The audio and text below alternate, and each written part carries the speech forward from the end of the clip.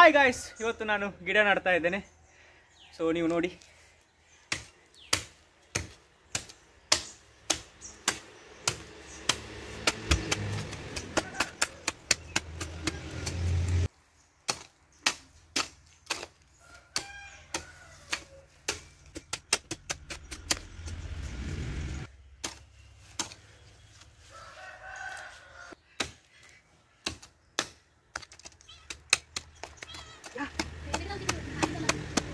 Guys finally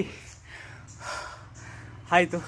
ಹೊಂಡ ತೆಗೆದು ತೋರಿಸ್ತೇನೆ. ನಮ್ಮ ಮನೆಯ ನಾಯಿ ಮರಿ ಕೂಡ ಬಂದಿದೆ.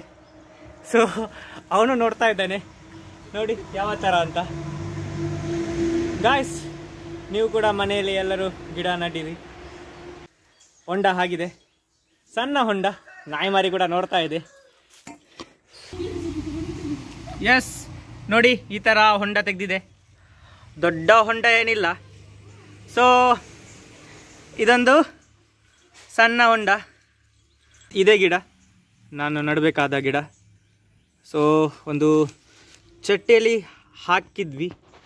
ಸೊ ಇದನ್ನು ಇವತ್ತು ಫೈನಲಿ ನಾವು ಗಿಡವನ್ನು ಮಣ್ಣಲ್ಲಿಟ್ಟು ನಡ್ತಾ ಇದ್ದೀವಿ. ಸೊ ನೀವು ಕೂಡ ನಿಮ್ಮ ಮನೆಯಲ್ಲಿ ಇದೇ ಥರ ಗಿಡ ಇದ್ದರೆ ನಟ್ಟು. ಈ ಗಿಡ ನಾನು ನೆಡುವ ಮೊದಲು ಈ ಥರ ಇತ್ತು. ಡಾಲಿ, ನನ್ನ ಪ್ರೀತಿಯ ಡಾಲಿ, ಬಾರೋ. ಓಕೆ, ಫೈನಲಿ ಹೊಂಡ ರೆಡಿಯಾಗಿದೆ. ಸೊ ಇವಾಗ ಗಿಡವನ್ನು ನಡಬೇಕು. ನಾನು ನಡ್ತಾ ಇದ್ದೇನೆ, ನಿಮಗೆ ತೋರಿಸ್ತೇನೆ. ಎತ್ತಾ ಇದ್ದೇನೆ. ಸೊ ಇಲ್ಲಿಟ್ಟಿದ್ದೇನೆ ಇವಾಗ. ಸೊ ಮಣ್ಣಿನ ಸಮೇತ ಎತ್ತಿ ಈ ಹೊಂಡದ ಗಿಡದ ಮೇಲೆ. ಸೊ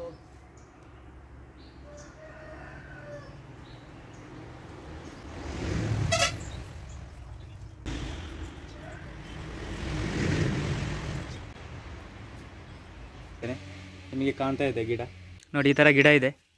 ಸೊ ಇವಾಗ ನೀರು ಹಾಕಬೇಕು. ನಾನು ಚೆಂಬಲ್ಲಿ ಹಾಕ್ತಾ ಇದ್ದೇನೆ. ನಾನು ಸ್ಪೀಡಾಗಿ ಆಗ್ತಾ ಇಲ್ಲ, ನಿಧಾನಕ್ಕೆ ಆಗ್ತಾ ಇದ್ದೇನೆ.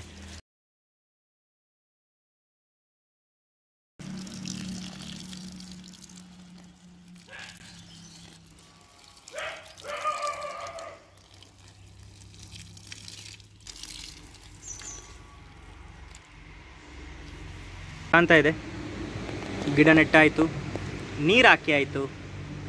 ಇವಾಗ ಈ ಗಿಡ ಇನ್ನು ದೊಡ್ಡದಾಗಿ ಬೆಳಿಬೇಕು. ಸೊ ಈ ಥರ ಇದೆ, ನಿಮಗೆ ತೋರಿಸ್ತಾ ಇದ್ದೇನೆ.